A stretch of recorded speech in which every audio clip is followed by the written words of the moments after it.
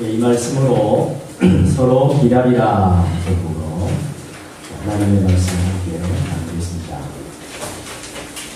교회에는 이 세상 단체와 너무나 흡사한 것들이 많이 있습니다. 무엇보다도 다양한 사람들이 모인다는 점에 있어서 일반 공동체와 비슷한 겉모습을 가지고 있습니다. 우리 여기에는 남자들이 있고 여자들이 있습니다. 나이 많으신 분도 있고 청소년도 있습니다. 어떤 분은 경제적으로 약간 여유가 있는 사람도 있지만 어떤 분은 한 달 한 달 살아가는 것입니다. 어떻게 이렇게 플러스 마이너스가 똑같을까? 어떤 경우는 마이너스가 되기도 하는 그런 팍팍한 삶을 사는 분도 있습니다. 어떤 사람은 공부를 잘할 수 있고 어떤 사람은 공부하는 일은 조금 덜일 수가 있습니다. 어떤 사람은 전라도에서 태어났고 어떤 사람은 경상도에서 어떤 사람은 다른 지역에서 태어난 지역 출신 지역의 차이가 있을 수 있습니다. 이런 것들은 다 일반 단체와 똑같은 구성원들의 특징적인 요소라 할 수 있습니다. 그러나 교회라고 하는 것은 아주 독특한 점이 하나 있는데 그것은 바로 하나님께서 세우셨다는 것입니다. 이 세상에서 하나님이 세우신 기관, 그것은 교회와 가정입니다. 교회와 가정. 이 교회를 하나님이 세우셨습니다. 그 말은 다른 모든 단체들은 사람들의 필요에 의해서 세워졌다는 말씀입니다. 하나님이 세우셨기 때문에 하나님이 세우신 이 독특한 기관 속에만 존재하는 그런 특별한 것이 있을 수 있다는 것을 우리는 짐작해 볼 수 있습니다. 오늘 읽었던 이 본문은 교회의 본질이 무엇인가, 즉 하나님이 세우신 기관, 이 독특한 하나님의 교회 속에 무엇이 꼭 있어야 된다 하는 것을 잘 가르쳐주고 있는 말씀입니다. 성경을 잘못 이해하게 되면 우리는 굉장히 엉뚱한 삶을 살 수 있습니다. 예를 들어서 내 눈이 너를 범죄하게 하거든 그 눈을 빼어내어 버리라 하는 말씀이 있습니다. 야, 정말 눈이 엉뚱한 것을 보고 눈이 잘못된 것을 보고 잘못된 생각과 잘못된 판단과 잘못된 행동을 하게 된다면 눈을 빼버리는 것이 낫다. 이런 말씀으로 문자적으로 오해할 수 있습니다. 그래서 실제적으로 교회 역사 속에서 눈을 빼버린 그런 사람들이 많이 있었죠. 근데 이런 말씀을 문자적인 것으로 그대로 적용하면 우리 다 지금 이제 맹이 다 있어요. 그래서 성경을 잘 이해하는 것이 중요합니다. 오늘 이 본문은 이렇게 오해될 수 있는 본문이기도 합니다. 특별히 27절에 그러므로 누구든지 주의 떡이나 잔을 합당치 않게 먹고 마시는 자는 주의 몸과 피에 대하여 죄를 짓는 것이다 라고 되어 있어서 누구든지 주의 떡, 주님의 몸, 잔, 주님의 피를 합당하지 않게 먹고 마시는 자는 주의 몸과 피에 대하여 죄를 짓는 것이다 라는 것을 오해를 하게 되면 굉장히 어려워지게 됩니다. 종종 성찬을 이렇게 집례하시는 분들이 경고용으로 이 말씀을 사용할 때가 있습니다. 최근에 기억날 만한 죄를 지은 사람이 기억날 만한 죄를 지어서 그것이 지금 생각나는 사람은 성찬에 참여할 수 없습니다.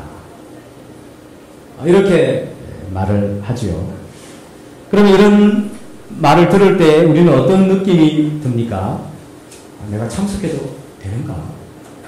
이거 함부로 먹다가는 큰일 나는데. 왜냐하면 뒤에 보면 32절에 보면 우리가 판단을 받는 것은 주께 징계를 받는 것이니 이로 우리로 세상과 함께 정죄를 받지 않게 하려 합니다.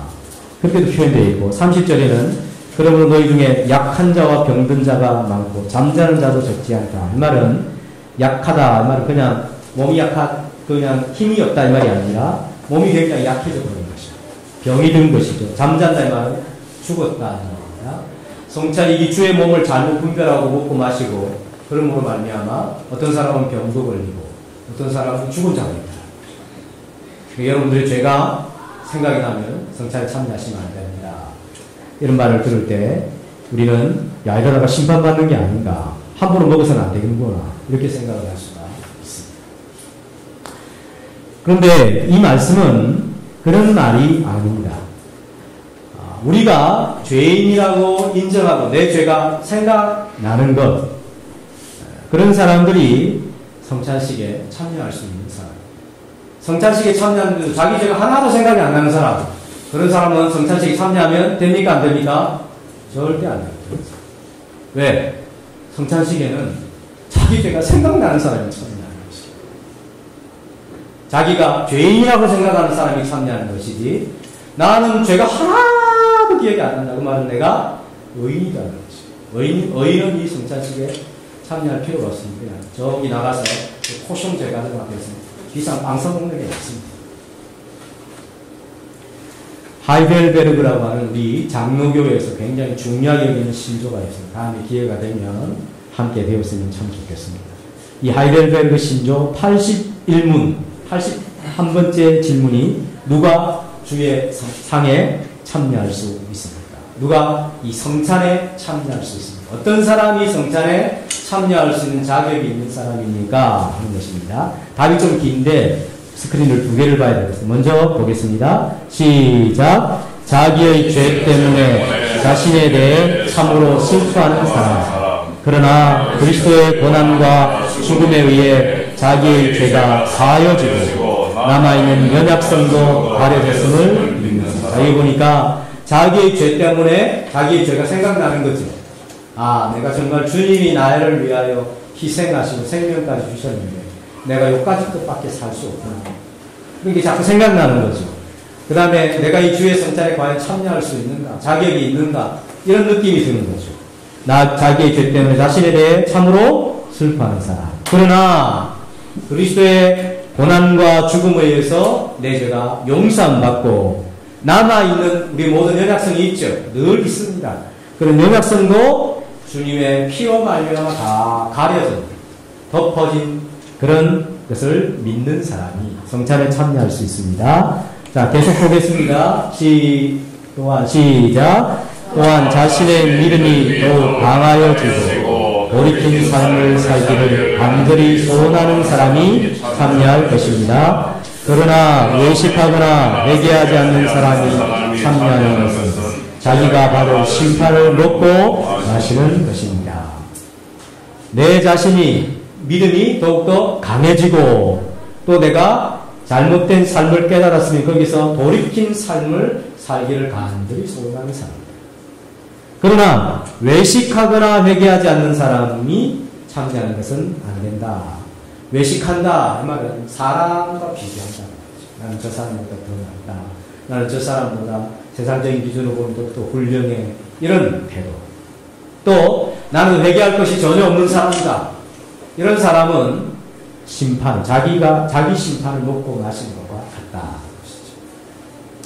그러니까 이 말씀이 이야기하는 것은 예수님의 몸과 예수님의 피는 모든 죄를 사하기 때문에 자기가 예수님을 통하여 죄 용서함을 받고 믿음이 강하여지고 새로운 삶을 살기를 원하고 이 예식의 믿음으로 참여함으로 말미암아 내 믿음이 더욱더 강화될 것을 믿는 사람은 누구든지 다 참여할 수가 있습니다.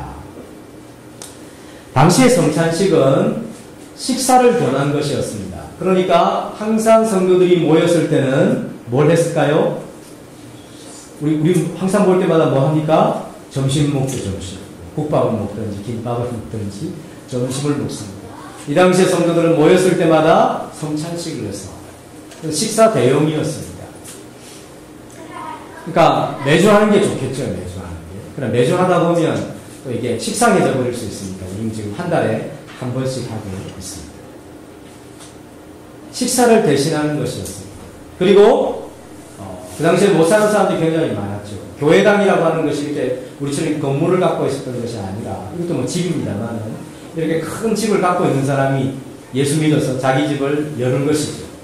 그럼 거기서 이제 모여서 성도들이 모입니다. 가난한 사람들은 부한 사람이든 모여가지고 식사를 다 마치고 말씀을 나누고 이제 성찬식을 하게 되는데 어떻게 전달했냐면 이제 거실에 모이는 사람이 있을 수가 있고 그 다음에 저 마당 뜰에 사람들이 있을 수 있잖아요. 그래서 여기서 먹고 저쪽으로 전달이 되는 것입니다. 그럴 때 어떤 사람들은 부유한 사람들은 자기들이 이제 준비를 해오죠. 자기들이 이렇게 준비를 해서 부유한 사람들이 자기만 먼저 먹고 그 다음에 가난한 사람들은 뭐 소위 남의 집에서 일하고 뭐 이런 사람들 허드렛 일하고 이런 사람들이 있을 거 아니에요. 그러면 정시에 못 모이고 늦게 온다든지 이런 사람도 있을 거란 말이죠.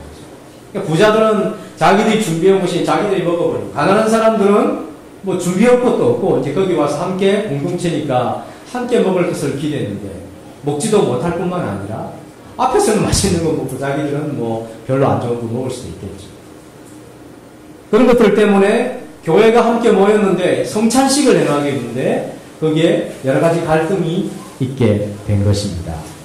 같이 먹어야지 이게 뭐야 도대체 이렇게 생각하는 사람도 있었을 것이고 어차피 나눠서 먹을 것인데 먼저 먹는 것이 뭐가 문제가 되는가 나중에 먹어서 나중에 주면 되지 이렇게 생각하는 사람도 있었을 것입니다. 이것이 먼저 먹느냐 나중에 먹느냐 이것이 옳고 그르냐의 문제가 아니라 이 성찬 예식을 통하여서 무엇이 덕이 되는가 무엇이 교회 공동체 유익이 되는가 교회라고 하는 것이 도대체 무엇인가 이것을 먼저 잘 생각하는 것이 중요해서 바울이 이 성찬에 제정된 주님의 말씀을 가지고 교회를 교훈하고 있는 것입니다. 그래서 이 성찬 예식이 도대체 어떤 의미를 가지고 있는가 라고 하는 것을 분명하게 알아야 되겠죠. 그리고 난 후에 이것을 덕을 세우기 위해서 또 서로의 유익을 위해서 어떻게 사용되어야 하는가 하는 것을 잘 알아야 하는 것입니다. 성찬식에 있어서 가장 중요한 핵심 그것은 그 의미는 기념하는 것입니다. 26절, 27절까지 읽었습니다. 27절부터 읽었습니다만은 25절, 26절을 같이 읽어보겠습니다. 시작. 식후에 또한 그와 같이 잔을 가지시고 이르시되 이 잔은 내 피로 세운 약이니 이것을 행하여 마실 때마다 나를 기념하라 하셨으니 너희가 이 떡을 먹으며 이 잔을 마실 때마다 주의 죽으심을 그가 오실 때까지 전하는 것입니다. 나를 기념하라. 나를 기념하라. 24절에도 나를 기념하라. 그럼 나를 기념하라. 예수님을 기념하라. 이 말은 기념식 해라. 이 말이 아니라 26절에 있는 구체적인 표현인데 이 떡을 먹으며 이 잔을 마실 때까지 주의 죽으심을 그가 오실 때까지 전하는 것이다. 주의 죽으심을 기념하라. 그것을 세상에 전파하라 하는 것입니다. 그것이 성찬식에 있어서 가장 핵심적인 내용인 것입니다. 여기 우리가 성찬식에 함께 참여해서 빵을 먹고 포도주를 마시고 그런 걸로 끝나는 것이 아니라 이것은 기념해야 된다는 거죠. 그것은 또 이제 적극적으로 주의 죽으심을 주님이 다시 오실 때까지 전하는 것이다 하는 것으로 말씀해주고 있습니다. 이 성찬을 처음 받았던 제자 공동체 그 사람들을 한번 다시 생각해 보십시다. 이 성찬을 처음 받았던 제자 공동체는 믿음이 굉장히 좋은 상태에서 받았을까요? 그들이 예수님이 칭찬할 만한 도덕적인 선이나 의가 뚜렷한 삶을 살고 있었을 때에 예수님께서 이 성찬을 제자들에게 줬을까요? 예수님을 이 세상에 증거하고 드러내기 위하여 자기의 목숨도 아끼지 않는 그런 상태에 있을 때에 예수님께서 제자들에게 성찬을 처음 제정해 주셨을까요? 그것과 이런 질문과는 정반대의 상황에 있을 때에 예수님께서 제자들에게 성찬을 제정해 주셨죠. 23절 같이 읽어보겠습니다. 23절 시작. 내가 너희에게 전한 것은 주께 받은 것이니 곧 주 예수께서 잡히시던 밤에 떡을 가지사. 주 예수께서 어떤 밤에? 잡히시던 밤에. 잡히시던 밤에 원래는 주께서 배반 당하시던 밤에 배반 당하시던 떡을 가지사 제정을 성찬을 제정해 주신 것이죠. 누구에게 배반을 당했을까요? 제자들에게. 바리새인들이 원래 예수님과 관계없었던 사람. 배반은 같이 있던 사람에게, 친구였던 사람에게, 가까이 지내던 사람에게, 마음을 맡겼던 사람에게 당하는 것이 배반이죠. 누구에게 배반을 당했어요? 제자. 베드로는 예수님을 목숨까지 걸릴 때까지 내가 따라가겠습니다. 3번 모른다고 부인을 해요. 예수님이 잡히셨을 때 제자들은 다 그런가 나서려나 다 도망을 가버렸죠. 가룟 유다는 예수님을 팔려고 하는 생각을 가지고 있었어요. 예수님이 처음 성찬식을 제정해서 집행을 하셨던 그 12제자들은 겉으로는 뭐 대단한 것이냐 자기들을 겉으로 치장을 했지만 실제는 예수님을 다 부인했어요. 다 도망을 가렸어요. 심지어 예수님을 다 팔려고 하는 생각까지 가지고 있었던 사람들이었습니다. 그런 사람들에게 예수님께서 자신의 몸을 주시고 자신의 피를 주시는 성찬식을 제정해 주신 것이죠. 이런 제자들의 공동체가 세상의 희망이 될 수가 있겠습니까? 이런 사람들이 예수님이 신뢰할 만할 수 있었겠습니까? 이런 사람들이 세상을 변화시키는 힘을 지녔다고 할 수 있겠습니까? 우리는 이런 사람들을 두고 어느 누구도 기대하지 않습니다. 그저 실망할 뿐이지. 그럼에도 불구하고 예수님께서 이들에게 성찬식을 제정하셔서 주의 죽으심을 기념하라. 당신께서 당신의 몸을 이와 같은 이들에게 주셨음을 기억하라. 당신의 피를 당신을 팔려고 하는 사람들에게 주셨음을 기억하라. 당신의 생명을 당신을 배반하고 자기의 목숨을 위해서는 언제든지 주님을 배신할 수 있는 사람들을 위하여 주셨음을 기억하라. 그것이 성찬식에 있어서 굉장히 중요한 것입니다. 왜 예수님이 이 성찬식을 제정하시면서 나의 죽으심을 기억하라, 나의 죽음을 기념하라 이렇게 말씀을 했습니까? 제자들의 상황을 다시 돌아보면 제자들을 변화시킬 수 있는 것은 제자들의 결심이 아니었습니다.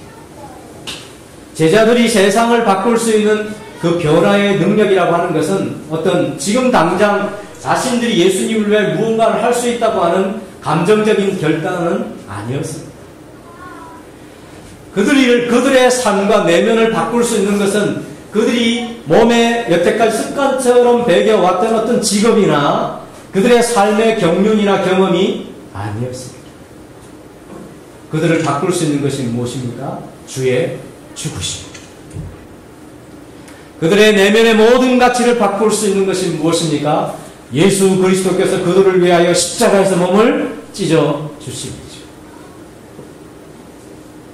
그들의 어두운 삶을 바꾸어 빛의 삶으로 살 수 있게 하는 능력이 무엇입니까? 그것은 바로 십자가에서 그들을 위하여 피 흘려주신 예수 그리스도의 보혈의 힘 때문인 것입니다. 그래서 주님이 말씀하십니다. 나의 죽음을 기념하라. 내 죽음을 통해서만 너희들이 새 사람이 될 수 있느니라. 지금은 너희들이 그렇게 호언장담하며 죽는 데까지 나를 따라오고 부인하지 않겠다고 말하지만 그것이 아니라 내 죽음을 통하여 너희들이 정말 이제 변화되어서 예수님 당신을 증언한 날이 있을 것이다. 가르쳐 주는 것이죠. 로마서 5장 8절 말씀을 같이 읽겠습니다. 시작. 우리가 아직 죄인 되었을 때 그리스도께서 우리를 위하여 죽으심으로 하나님께서 우리에게 대한 자기의 사랑을 확증하셨느니라. 여기 이 말씀에 보니까 우리가 아직 죄인 되었을 때에, 다르게 말하면 제자들의 상황을 보니까 제자들이 주님을 배반할 때에, 주님을 팔아먹으려고 할 때에 예수님은 우리를 제자들을 위하여 죽으심으로 하나님께서 그 제자들에 대한 자기의 사랑을 나타내셨느니라, 확증하셨느니라 말씀하는 것이죠. 이것이 제자들의 문제입니까? 바로 다 우리들의 문제라는 것이죠. 우리는 다 죄인으로 태어나서 이 땅에서 우리의 나이의 연수만큼이나 묵은 죄인으로 살아갈 때에 예수께서 자기를 십자가에 내어놓으심으로 하나님께서 우리에게 대한 자기의 사랑을 보여주신 것입니다. 이 사랑을 깨닫고 이 사랑이 내 것이 될 때에 사람들은 비로소 내면의 변화가 일어나고 삶의 변화가 일어나게 되고 자신을 변화시키고 타인에게 선한 영향을 끼칠 수가 있는 것이죠. 신자, 예수님을 믿는 신자는 어떤 사람입니까? 그것은 바로 예수 그리스도께서 나를 위하여 죽으신 것을 믿고 변화된 새 사람이 신자인 것입니다. 교회 다니는 사람이 신자가 아니라 예수 믿고 변화된 사람이 신자입니다. 성도는 무엇인가? 교회에 출석만 하고 등록만 하는 사람은 성도라 하지만 하나님 오실 때 성도는 예수님을 믿고 예수의 죽으심을 믿고 변화된 사람, 계속적으로 변화를 추구하고 변화되어가는 사람, 그 사람이 성도인 것이죠. 그래서 신자됨의 근거는 자기 자신에게 있지 않습니다. 내가 얼마나 대단한 사람인가, 내가 얼마나 큰 소리를 쳤는가, 내가 얼마나 대단한 결심을 했는가, 이런 자기 자신에게 근거가 있는 것이 아닙니다. 신자됨의 근거는 주의 죽으심 때문입니다. 신자됨의 근거는 주님 때문입니다.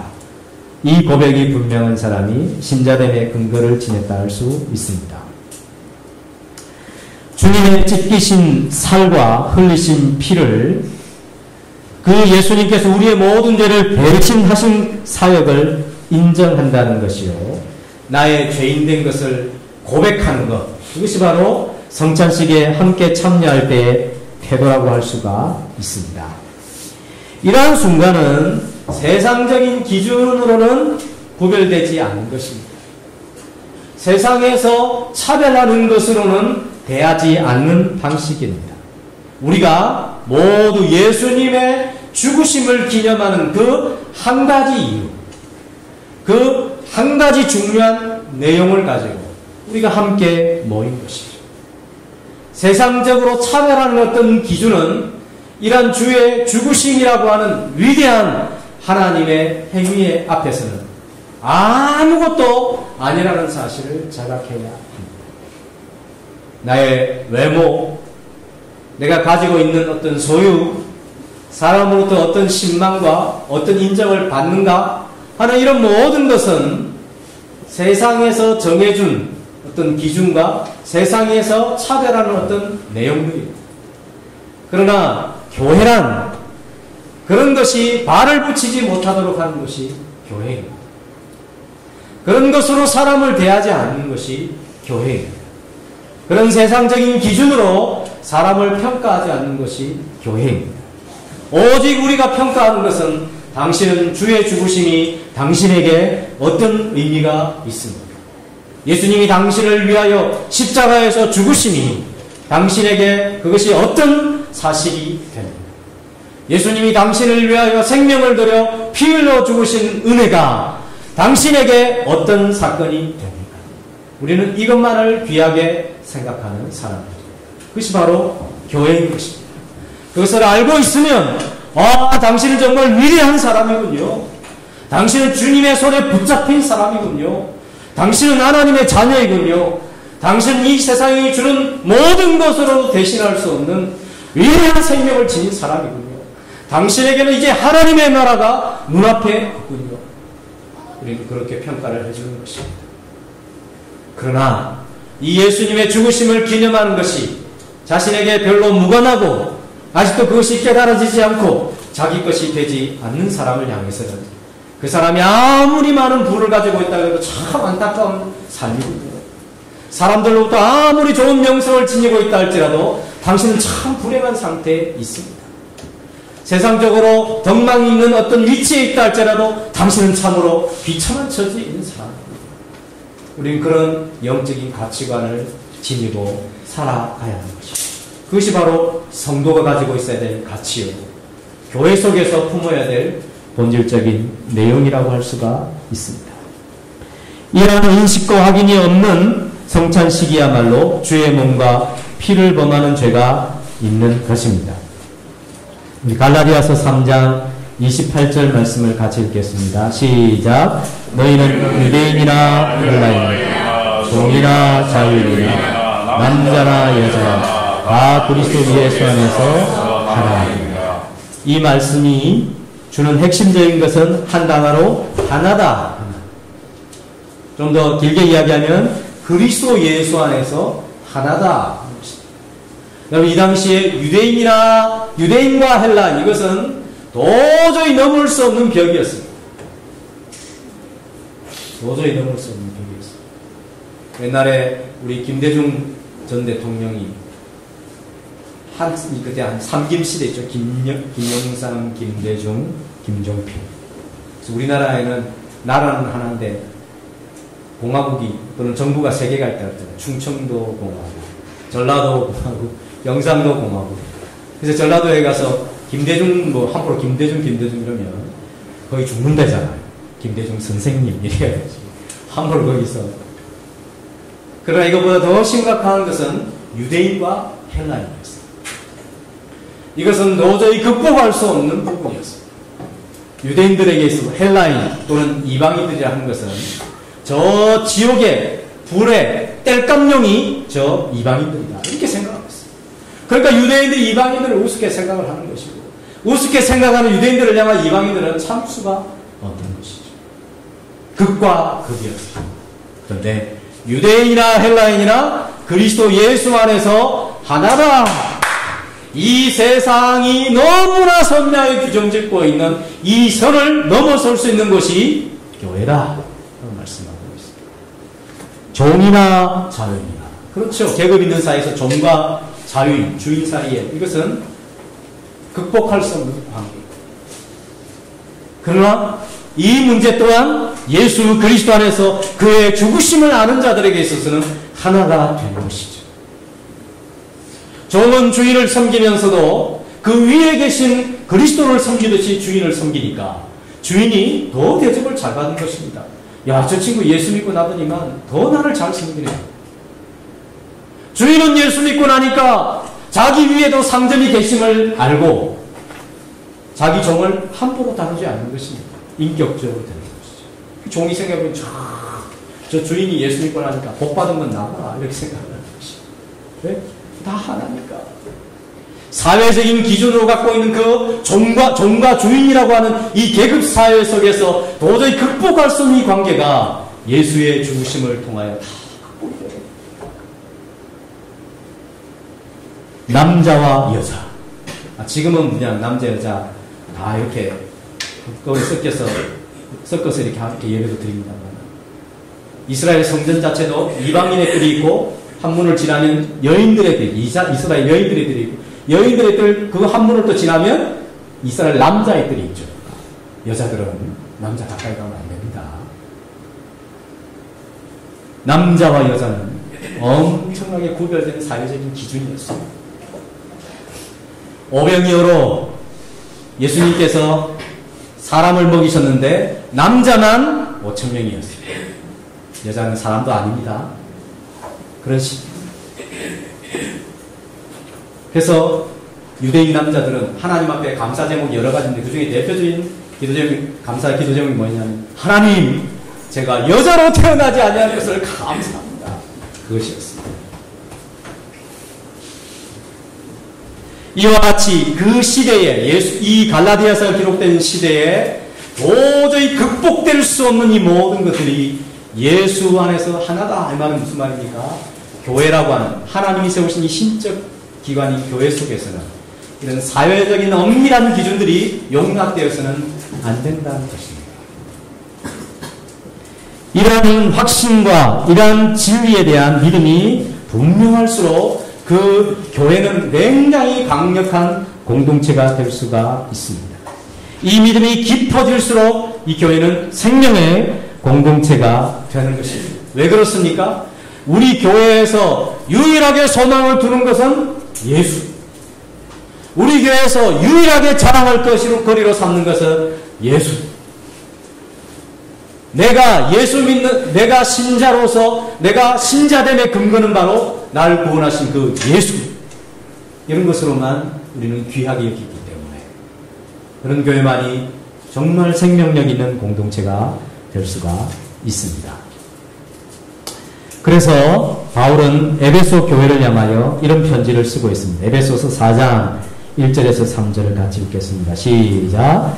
그러므로 주 안에서 갇힌 내가 너희를 권하노니 너희가 부르심을 받은 일에 합당하게 행하여 모든 겸손과 온유로 하고 오래 참음으로 사랑 가운데서 서로 용납하고 평안의 매는 줄로 성령이 하나 되게 하신 것을 힘써 지키라. 하나 되게 하신 것을 힘써 지키라. 신앙의 최고의 내용과 핵심은 우리가 하나이다. 우리가 하나이다. 그것은 이 세상의 기준에 의한 차별이 있는 것이 아니라 우리는 예수 안에서 그의 죽으심을 기념하고 기억해야 되는 죄인들이요. 이러한 심각한 상태 속에서 우리를 구원하신 그 그리스도를 높이고 사랑하며 우리는 그 안에서 다 형제들이요 자녀들이다. 그 말을 하고 있는 것이죠. 너희가 부르심을 받은 일에 합당하게 행하라. 너희가 어떤 부르심을 받았느냐? 우리는 부르심 이러면 목사 되어야 되는가? 선교사 되어야 되는가? 나는 기술자가 되어야 되는가? 나는 의사가 되어야 되는가? 나는 선생님이 되어야 되는가? 자꾸 이렇게 생각하는데 그게 아니고 그것은 하나의 역할입니다. 역할. 기술적인 부분이죠. 기능적인 부분. 목사도 기능적인 부분이라는 말씀을 드렸죠. 목사가 여러분들보다 신앙이 좋은 것은 아닙니다. 대체 여러분도 좋다고 생각을 하니까 제가 부담이 더 많이 되죠. 기능적인 것입니다. 자, 여기서 우리를 부르신 부름이 뭔가? 합당하게 그 부름은 뭐냐면 성령이 하나 되게 하신 것을 힘써 지키는 것이 하나님이 우리를 부르신 부름이죠. 그럼 성령이 하나 된 것을 힘써 지키기 위해서는 저절로 되는가? 그런 게 아니라 이것을 지켜나가기 위해서는 모든 겸손함이 있어야 됩니다. 항상 겸손한 태도가 있어야 되는 것이죠. 온유한 마음이 있어야 되는 것입니다. 오래 참아줘야 됩니다. 서로 사랑 가운데서 허물이 있을 때마다 잘 용납해주고 덮어주고 정말 사랑으로 충고해주고 격려해주는 것이 또 평안으로 하나 되게 하는 그런 일들을 힘써야 한다는 것이죠. 이것이 바로 신앙의 부르심 속에서 우리가 해야 될 중요한 신앙의 가치입니다. 그러니까 신앙을 위해서는 내가 타인을 위해서 용서를 하고 긍휼을 베풀고 겸손하고 오래 참고 이런 모든 신앙의 중요한 내용들의 힘을 써야만 교회에서 교회다운 본질, 세상과는 정말 다르구나 여기는 하는 것을 경험할 수 있게 되는 것이죠. 그래서 이런 모든 겸손, 온유, 오래 참음, 사랑 가운데 서로 용납하고 평안에 힘쓰는 이런 것들이 성도들의 삶의 기도의 중요한 제목이 되어야 하는 것이죠. 하나님 내 아들 잘 되게 해주십시오. 이것이 기도 제목이 아니고 하나님 내 아들 의사 되게 해주십시오. 내 아들 판검사 되게 해주십시오. 또 내 아들 어떤 위치를 좀 잘 차지하게 해주십시오. 이것이 기도 제목이 아니라 하나님 제 자녀들이 여러 사람들 앞에서 항상 겸손한 태도를 가지게 하여 주십시오. 사람들 가운데 있을 때 내 애가 있으므로 그 사람들이 서로 평안하게 해주십시오. 하나님 내 남편이 이 세상에 살아가는데 오래 참는 사람이 되게 해주십시오. 이것이 우리의 기도 제목이어야 하는 것이죠. 어떤 상황이 발생하고 어떤 어려운 일들이 발생하고 예기치 않는 일들이 발생하게 되었을 때 내가 힘써야 될 기도의 제목과 가치는 바로 이런 내용들이어야 한다 하는 것입니다. 로마 교회에 바울이 이 편지를 보내면서 성도들이 이렇게 말했습니다. 우리 강한 자가 마땅히 연약한 자의 약점을 담당하고 자기를 기쁘게 하지 아니할 것이라. 그리스도께서 우리를 받아 하나님께 영광을 돌리시는 것 같이 너희도 서로 받으라. 강한 자가 약한 자의 약점을 보았을 때 강한 자가 좀 나쁜 마음 품으면 자기가 얼마나 더 기고만장합니까? 그런데 그렇게 하지 말고 약한 자의 약점을 담당해 주고 내가 왜 강한가? 저 약한 자의 약점을 담당해 주기 위해서 강한 것이구나. 이렇게 생각을 하고 자기를 기쁘게 하지 말라 하는 것이죠. 이 말은 이런 것입니다. 공부를 잘하는 학생은 내가 왜 공부를 잘하는가? 되게 공부 잘하도록 태어났어요. 대부분 그런 것 같아요. 공부 못하는 학생이 왜 못하는가? 못하게 될 수밖에 없는 환경과 그런 공부 스타일과 또 처음 태어났을 때 그런 성향이 좀 있는 친구가 있어요. 운동을 잘하는 사람, 볼트는 왜 달리기를 잘할까요? 물론 키가 크기 때문인 거죠. 190 얼마. 190 얼마 되는 사람이 다 달리기 그렇게 잘합니까? 그거 더 큰 사람도 많은데 태어날 때부터 달리기 잘했거든요. 그렇죠? 은사적인 부분들이 있습니다. 은사는 노력해서 따라할 수 없는 부분이 은사죠. 제가 왜 키가 좀 작습니까? 잘 못 먹었을 수도 있습니다. 잘 먹었으면 170은 됐을 수 있겠습니다. 그러나 뭐 더 잘 먹는다고 해서 제가 뭐 180이 되겠습니까? 그건 제가 포기해야 될 영이죠. 어떤 사람은 180 막 크잖아요. 왜 그렇습니까? 좀 씨가 좋거든요. 키 크면. 그러니까 항상 그런 것은 아니지만 대부분은 그런 경우가 많습니다. 왜 그렇게 되어 있습니까? 자기가 잘났습니까? 그럼 개천에서 용이 안 난다죠. 왜? 뭐 좋은 가문에서 나와야 공부도 많이 시키고 돈도 막 빡빡 밀어주면서 좋은 대학 보내고 또 거기서 또 뭐 좋은 대학 나오니까 좋은 출신이니까 또 좋은 자리 차지하고 그런 악순환이 계속되지 아직 그러지 않습니까? 그러면 하나님께서 사람들에게 어떤 고유한 것들을 허락해 주셨을 때는 자기 혼자 잘 먹고 잘 살아야 하는 것이 아니죠. 공부 잘하는 사람은 공부 못하는 사람을 위해서 존재해 줘야 되죠. 건강한 사람은 건강하지 못한 사람을 위해서 존재해 줘야 되는 것이죠.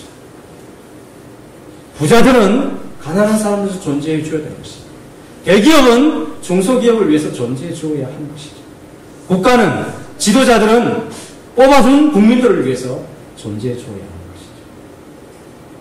그것이 참 힘들고 어려운 책임이긴 합니다만 강한 자가 마땅히 연약한 자의 약점을 감당하고 자기를 기쁘게 하지 아니하는 것이 교회라 하는 것입니다. 오늘 본문은 우리가 구체적으로 한 말씀에 집중하고 싶습니다. 그것은 바로 제목처럼 서로 기다리라 하는 것입니다. 부자들이 자기가 여유가 있고 자기가 능력이 있어서 집도 제공해주고 음식을 가져왔다고 해서 마음대로 먹을 것이 아니라 아직도 오지 못하는 사람들을 기다려주고 아직도 음식을 받지 못한 사람들을 위해서 기다려줘야죠. 그것이 굉장히 중요한 신앙의 내용입니다. 한 시간에 2km를 걸어갈 수 있는 사람이 있고 한 시간에 4km를 걸어갈 수 있는 사람이 있으면 교회에서는 어디에다가 보폭을 맞춰야 됩니까? 4km? 2km에 맞춰요. 2km. 부부간에도 이렇게 산책을 하면 한 사람 저 멀리 그냥 누가 따라오지 말죠. 혼자 그냥 가버리는 사람이 있고 그렇잖아요. 보폭을 잘 맞춰요. 교회 안에서는 보폭을 잘 맞춰요. 누가 못 따라오고 있는가? 누가 처져 있는가? 누가 마음이 힘들어하고 있는가? 주님이 가장 낮은 자를 위하여 자신의 몸과 자신의 피를 다 들이셨기 때문에 그런 예수 그리스도를 주님으로 모시고 있는 사람들은 그 주님의 자취를 따라 걸어가는 것이죠. 타인의 유익을 위해서 자기의 이익을 보류할 수 있는 사람. 이것이 책임 있는 태도고 하나님께 영광을 돌리는 태도라고 할 수가 있습니다. 서로를 배려해주고 참아주고 섬겨주기 위해서는 반드시 우리가 서로 기다려 주어야 하는 것입니다. 기다림이 굉장히 신앙생활에 있어서 중요한 것입니다. 성찬식은 자기가 죄인됨을 공개적으로 고백하는 시간입니다. 내가 이 성찬식에 참여한다는 것은 나는 예수 그리스도의 죽으심을 통해서만 죄 용서함을 받을 수 있는 사람입니다. 나는 예수님의 죽으심을 통해 그 효과를 통해서만 나는 새로운 사람으로 살아갈 수 있는 사람들입니다. 이것을 공개적으로 고백하고 인정하는 행위라고 할 수가 있습니다. 예수님의 죽으심을 통해서만 내 영혼이 살 수 있다는 신앙 고백, 그것을 행동으로 옮기는 시간이 성찬식이라고 할 수가 있습니다.